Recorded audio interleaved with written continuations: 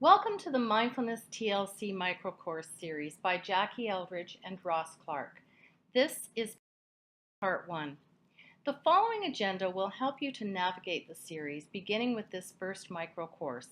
We'll start by an introduction to the series and an overview of the importance of TLC for ourselves and others. We will also look at a new relationship to stress so that we can reduce its harmful effects, as shown by the discussion on the sympathetic and parasympathetic nervous systems.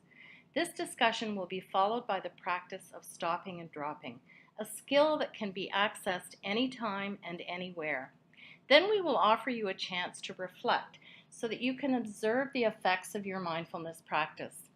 In this Mindfulness TLC series, we will introduce you to a range of simple yet effective practices that will enable you to get control of your stress as you go through your busy days. These practices are easily accessible and they reflect your own inner wisdom that you may or may not be aware of.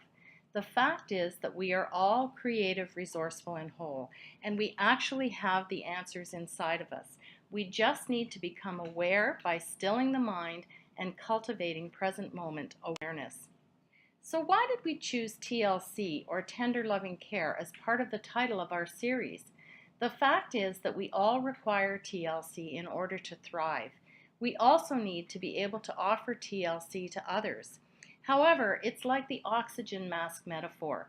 We must be able to look after ourselves first in order to truly be able to care for others. Learning about TLC will enable us to have better relationships and to be present so that we can focus and gain clarity. We all experience stress at varying times and in varying degrees.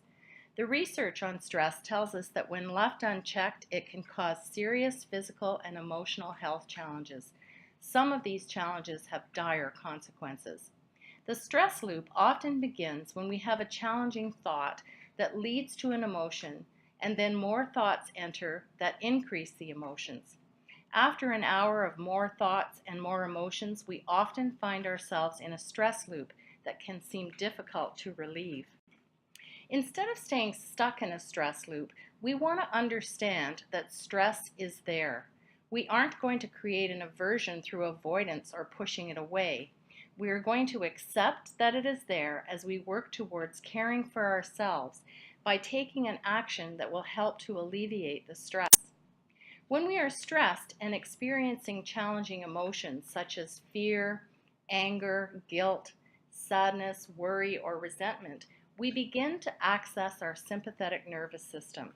It's the center for fight or flight. When this happens, we often experience muscle tension, anxiety, difficulty resting or sleeping. We sometimes experience increased heart rate or blood pressure, and we have an increase in adrenaline.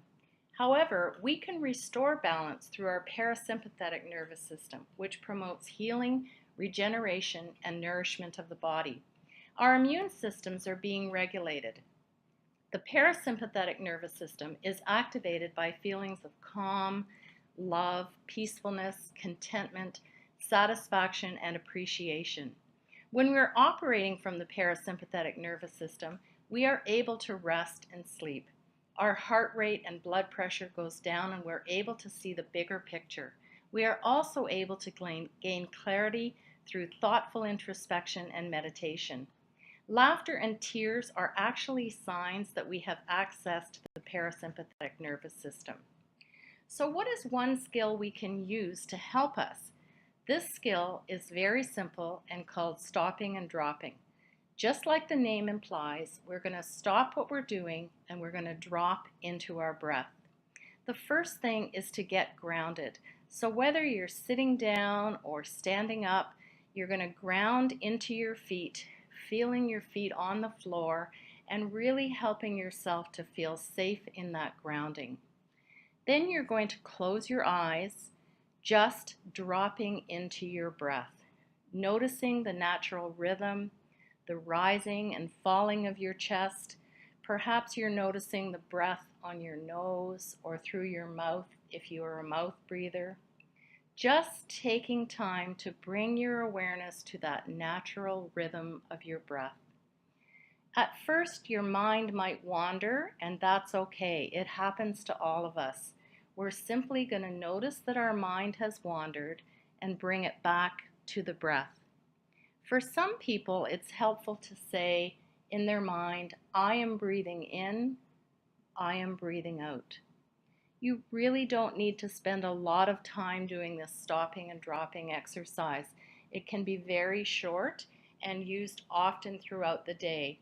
You'll use it whenever you need it. Whenever you feel maybe a tightness in your chest, muscle tension, you might feel a rapid heartbeat, or you can feel your emotions rising and it feels like you can't get control of it. Simply stop and drop. It's a very valuable skill that can be done anytime, anywhere. So now, after you've stopped and dropped, it's really important to spend a few moments just observing any changes in your mind and your body. Reflection is something that can really help us develop our practice. So practice stopping and dropping as needed and always observe. We do hope that you found this little exercise very helpful, and there's more to come. We'll see you soon. Bye for now.